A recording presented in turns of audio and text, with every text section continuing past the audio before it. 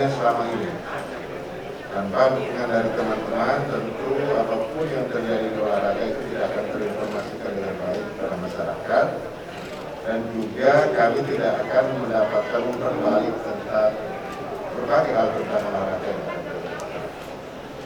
Itu, dan tadi teman-teman sudah dengarkan komposisi dari kontingen.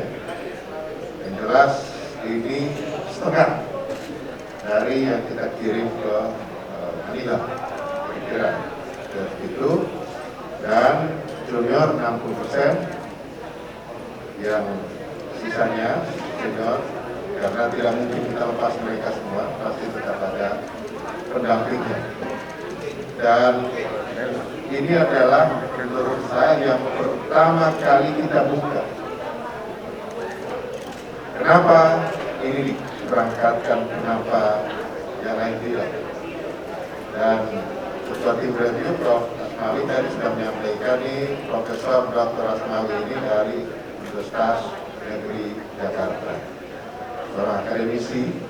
Dan situ ada Prof. Hari juga, kemudian ada Prof. Poli dan Poli. Dari mana saya sampaikan, apakah ada dari Kemenpora? Ada, tapi tugasnya hanya mencatat, dia tidak punya tugas untuk menentukan kabur ini atau jumlah atlet atau tidak. Nah, kemudian pilihannya kepada Pak Ferry Kono dan Ade Lukman itu sesuai dengan undang-undang olahraga yang baru, bahwa Koi dan Poli bersama-sama pada saat pengiriman kontingen ke luar negeri. Jadi langsung diintegrasikan di dalam SEA dan wakil SEA. Itu kira-kira.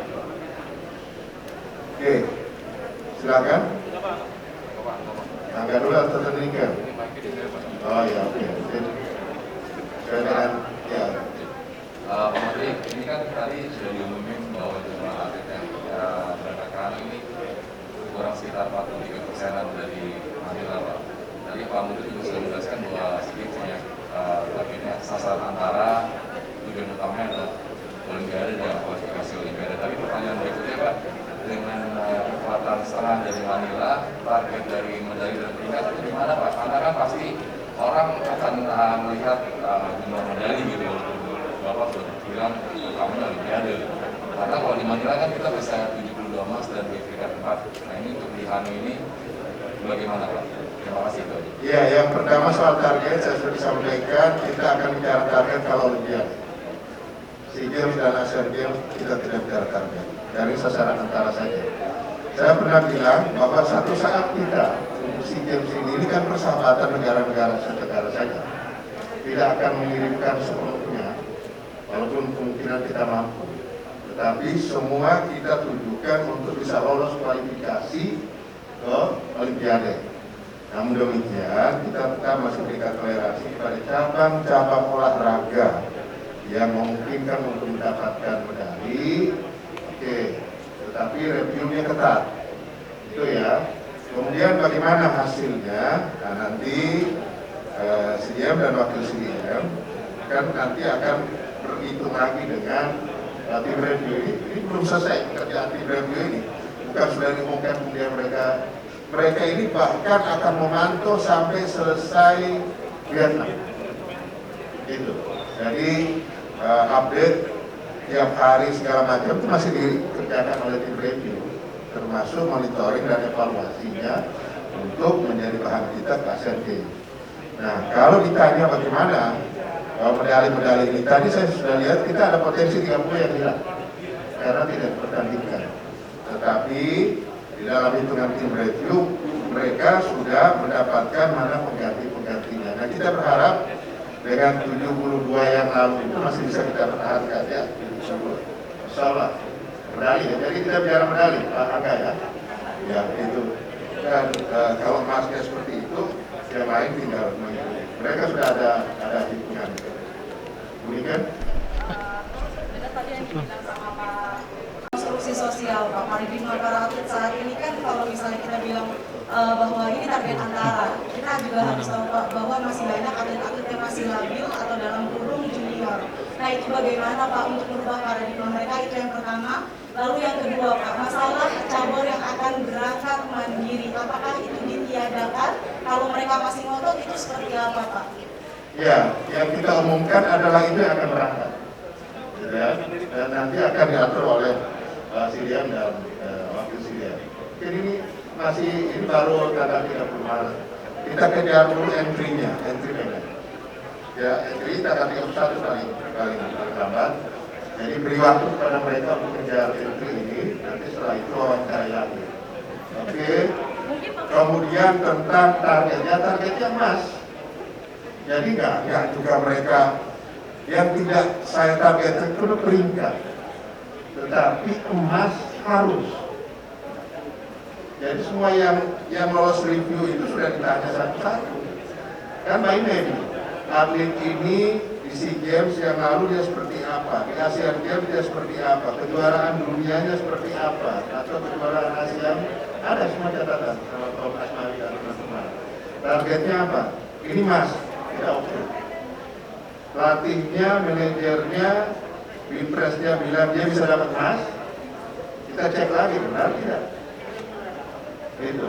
Jadi bukan tidak punya target, kepada masing-masing ada target. Emas.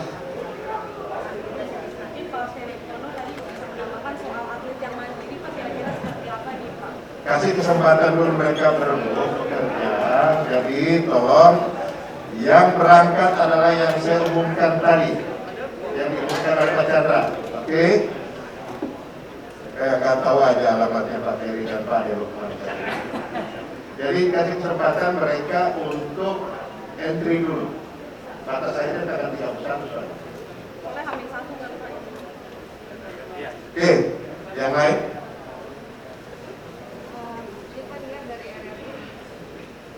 Soalnya Pak dia dari RRI, Pak Menteri, Pak Surya, Pak Presiden dan Bapak-Bapak yang lainnya, mungkin pertanyaannya adalah terkait dengan pemilihan cabur yang diberangkatkan dan yang tidak diberangkatkan. Tadi kan sudah disampaikan alasannya atau mungkin terkait, tapi apakah memang sesederhana itu hanya karena punya potensi medali atau ada kriteria penilaian yang lain? Kemudian mungkin untuk Pak Ferry sama Pak, perasaannya sekarang diduetkan jadi CDM dan wakil CDM, tapi kayak sekarang ya benar-benar disejajarkan berjalan bersama kita untuk SEA Games nanti. Terima kasih.